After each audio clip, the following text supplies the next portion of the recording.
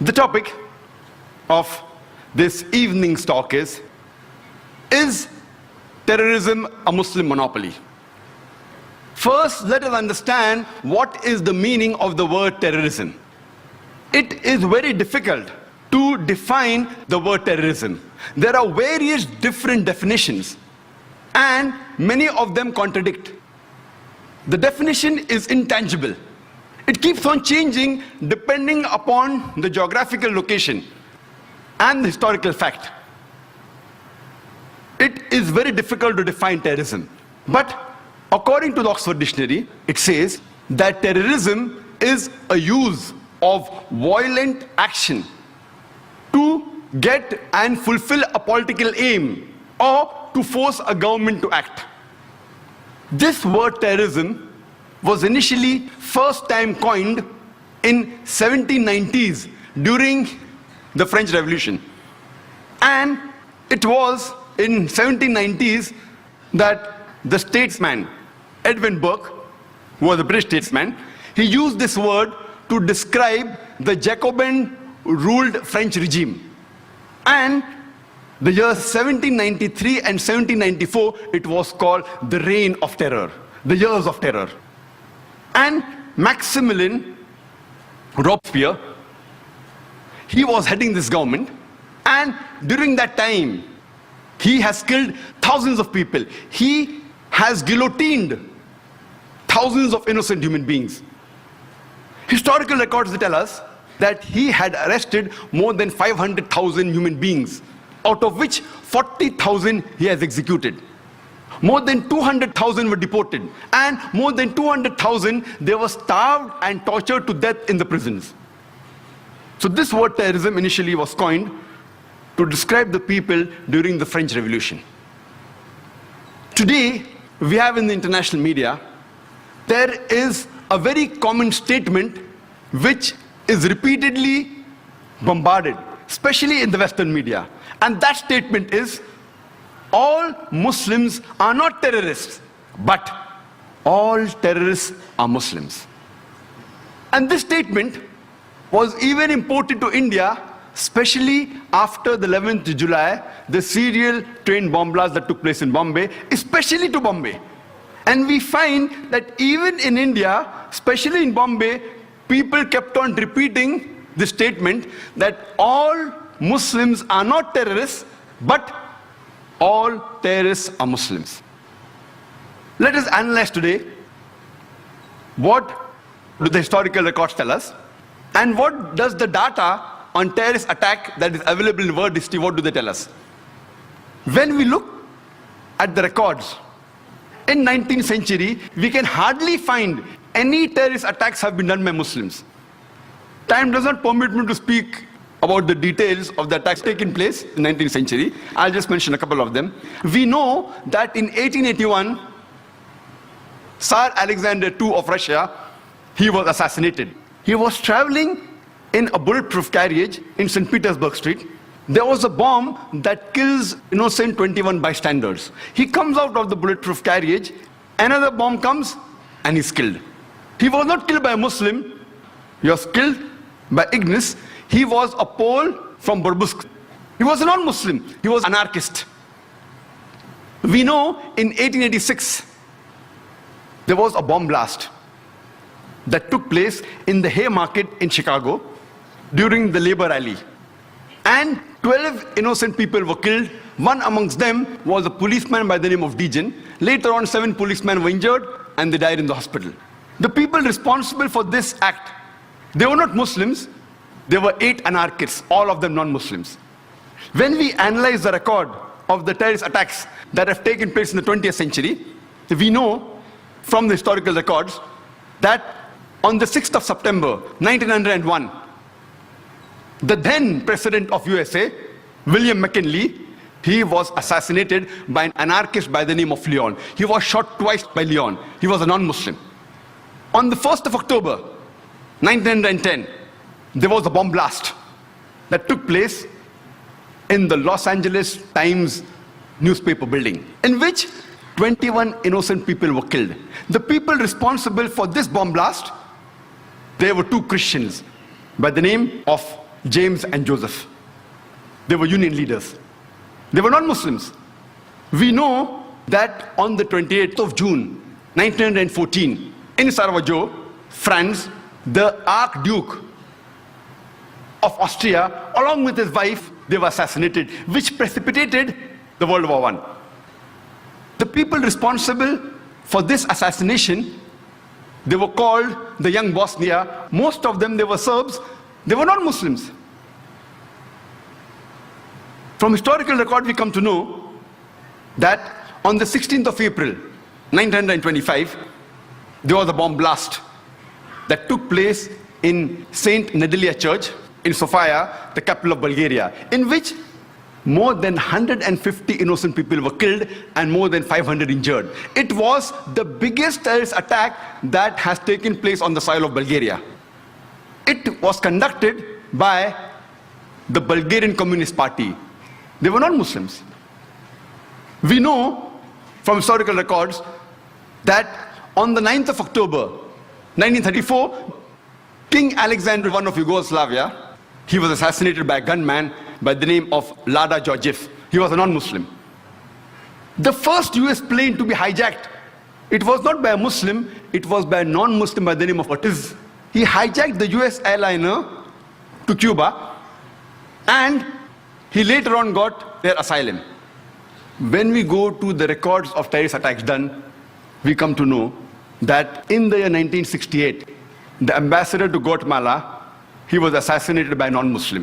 In 1969, the ambassador to Japan, he was knifed by a Japanese, a non-Muslim. The ambassador to Brazil in 1969, he was kidnapped by a non-Muslim. The famous attack, the Oklahoma bombing, which took place on 19th of April, 1995, where there was a truck loaded with a bomb which rammed into the federal building in Oklahoma, which killed 166 innocent human beings. And hundreds other were injured. Initially, it came in the press, Middle East conspiracy, for days together. Later on, they came to know it were two right-wing activists, Christians by the name of Timothy and Terry, who were responsible for the bombing of the federal building in Oklahoma.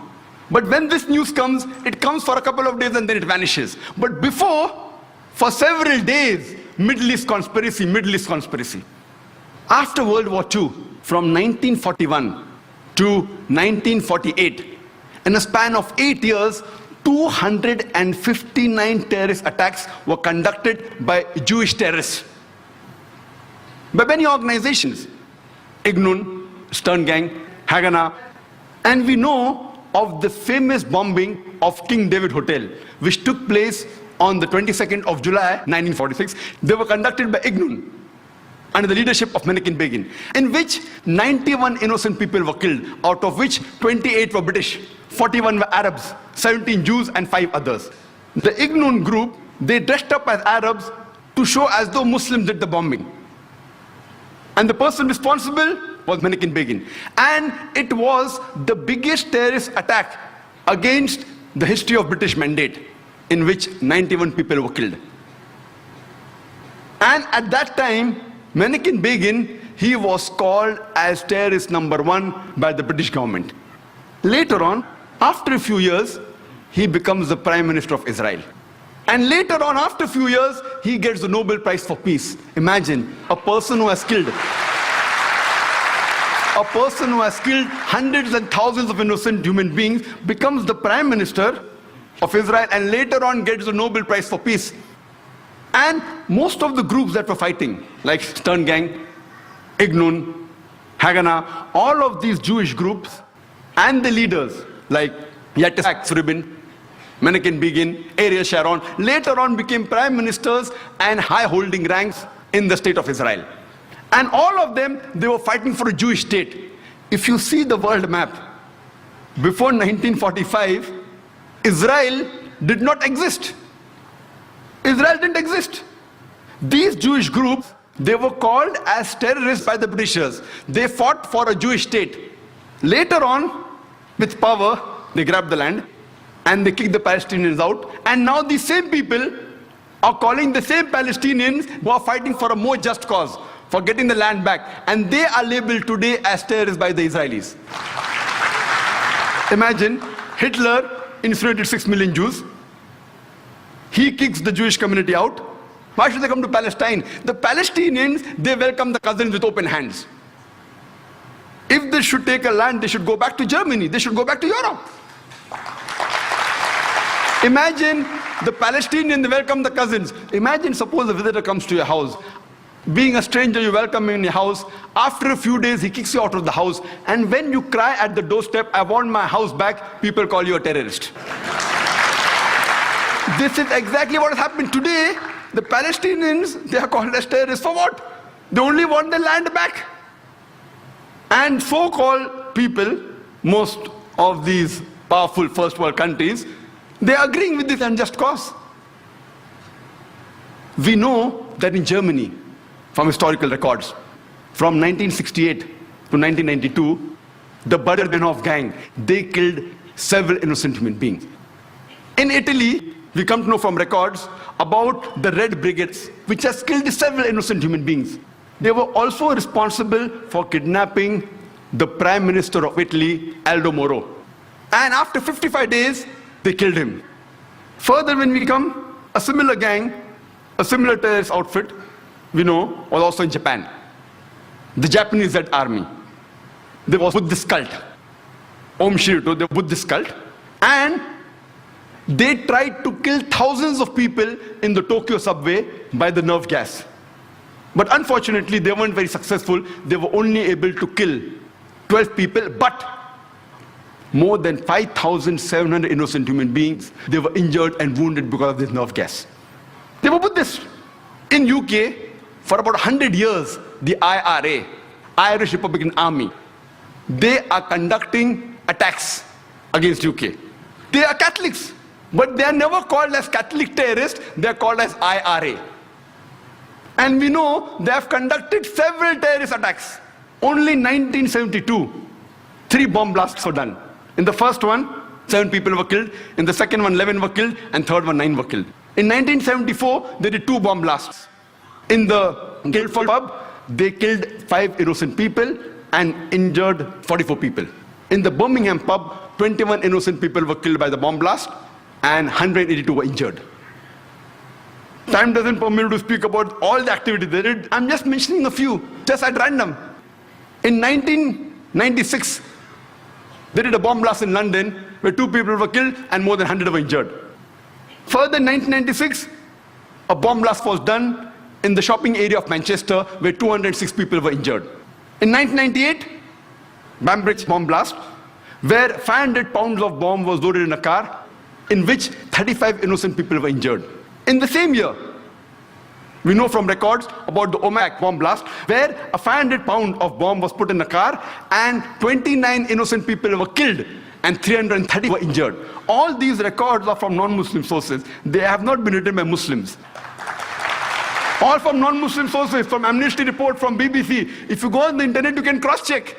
But many a time when the number is big, there may be a difference. Like today we know how many people killed, 296, one report says 294, one says 293, so I play it safe and say more than 290. The report, if it's a large number, may differ by few here and there. If it's a small number, it's precise. All these by non-Muslim sources. In 2001, the BBC was born by IRA. But these people, they are not called as Catholic terrorists. Today, the UK government is more afraid of Muslim terrorists. I don't know from the records of the UK government how many confirmed Muslim terrorists have done bomb blast in UK. Even the London bombing of 7th July, there's no confirmed report. They are suspected to be Muslims. It's not confirmed. In which more than 50 people were killed. One report says 52, one report says 56. Therefore I said more than 50 people were killed. Even if we agree for sake of argument that they were Muslims who did the 7th July bomb blast in the year 2005, yet they come nowhere close to IRA. IRA puts these bomb blasts to shame. They have killed hundreds and thousands of people. Yet today, the UK government is more afraid. IRA is doing since more than 100 years. But because of the advice of George Bush, Tony Blair is more afraid of the Muslim terrorists rather than the problem which is there for more than 100 years. We know from historical records that in Spain and France, the terrorist organization is ETA. They have conducted 36 attacks. And in Africa, there are so many organizations, the list is exhaustive. But the one which is worth noting, and one of the most notorious, is called as the Lord's Salvation Army. It's a Christian terrorist organization. They train young children to commit terrorist attacks. When we come to Sri Lanka, we know of the LTTE, Tamil Tigers. They are supposed to be one of the most notorious, most violent of all the terrorist organizations in the world. They are the people who are experts in suicide bombing, and they even take help of children. They train them and they let them take part in suicide bombing. Normally people are known that the Palestinian do suicide bombing, Iraq is the suicide bombing. If you historical record, the people who have popularized suicide bombing are the LTTE, Tamil Tigers. Who are they? They are Hindus. But the Indian report doesn't say Hindu terrorists, they say LTTE. When we come to India, many a times, most of the terrorist attacks that we hear of, majority of them, they talk about Kashmiri militants. Whether the attacks are right or wrong, we can discuss some other time. But how many times do we hear? And what Justice Hospital Suresh said, he named many of the terrorist attacks taking place in India. I wonder how many of the people in the audience have heard of them in the newspapers. How many? Those people who are involved, like honorable people like Justice Hospital Suresh, and those in the field, are aware of it. But the general masses, we aren't aware of it. Whenever terrorist attacks are talked about, most often they're talked about Muslim terrorists. Why? In India, there are terrorist organizations belonging to almost all different religions. Almost all. We know of the Sikh terrorist organization, Brindanwala group, in Punjab. We know that the Indian government, on the 5th of June, 1984, they took over the Golden Temple, in which 100 human beings were killed. In retaliation, a few months later, on 31st of October, 1984, the then Prime Minister, Srimati Indira Gandhi, she was assassinated by one of her security guards who was the Sikh. If you go to the South Asian terrorism portal site, not run by Muslims, run by non-Muslims, and you see the list of terrorist attacks done by all the people, the Muslims are in a minority. But that's never highlighted in the media. If you go to northeast of India, if you go to Tripura, the Christian terrorist organization exists, like ATTF, All Tripura Tiger Force, NLFT, National Liberation Front of Tripura. They're Christians. They have killed several Hindus. Reports, if you go on the site, 4 Hindus killed, 8 Hindus killed. On 2nd October 2004, 44 Hindus were killed and several were injured by this group. They were Christians. In Assam, Ulfa.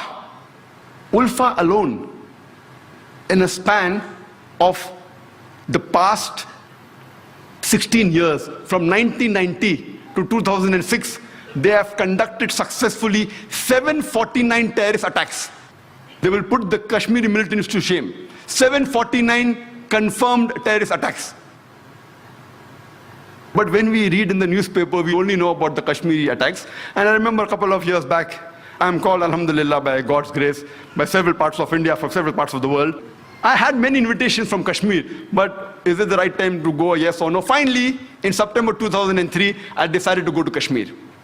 And there I gave a talk in Srinagar, and they told me, the organizers, that in the past 14 years, first time the government gave permission for a public talk. And they organized my talk in polo grounds in Kashmir, in which 100,000 people attended.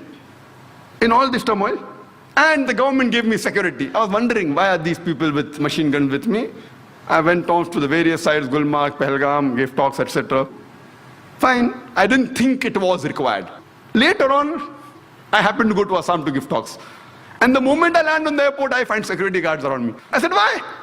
And there I thanked God, alhamdulillah. If they would not have been there, I wouldn't have come back here.